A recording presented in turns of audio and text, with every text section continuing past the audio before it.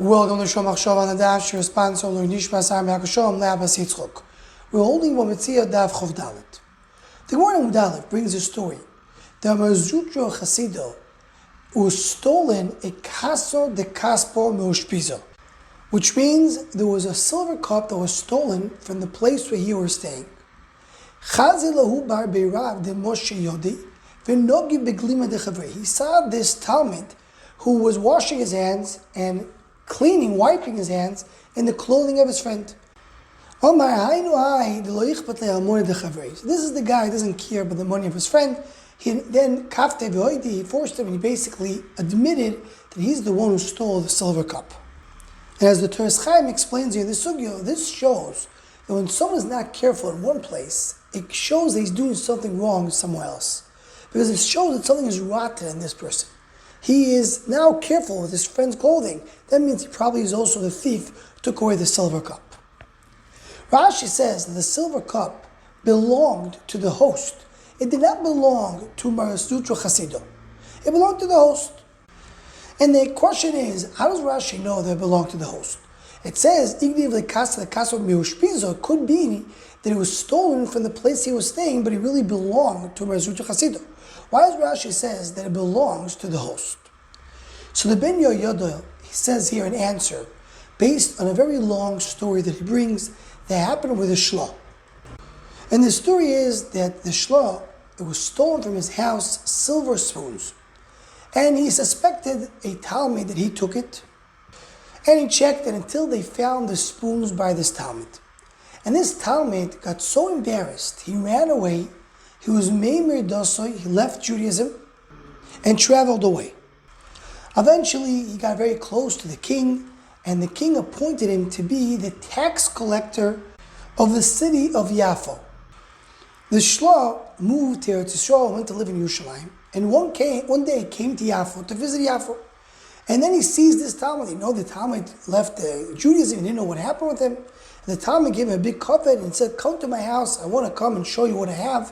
And he showed him his house and all his oisher, how rich he was. And then he took him to a small room. They were there alone. And then the Talmud told the Shla, "I'm going to kill you right now." Took out a knife, says, "Say vidui, say shma, and I'm going to kill you."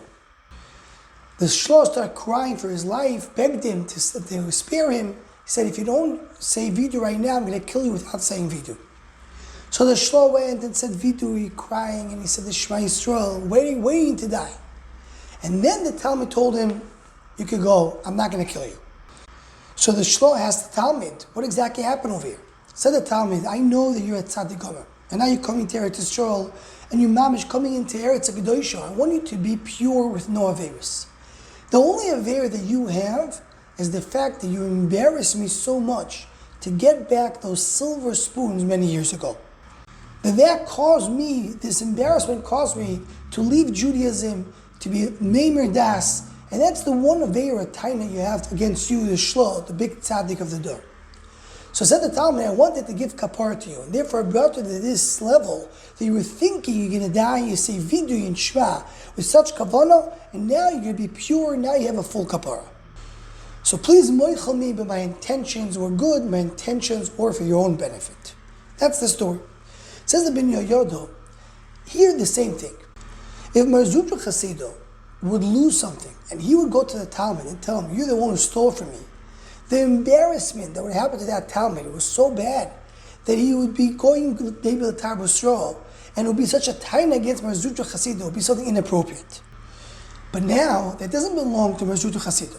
It belongs to his host. So now you have a problem with Chilul Hashem. That if you don't give it back to the host, he's going to be chosh, he's going to suspect all the Talmidim, he's going to say all the Talmidei Chachamim are thieves. And Chilul Hashem is greater for the embarrassment and the risk that maybe the Talmud will go bad because of that embarrassment.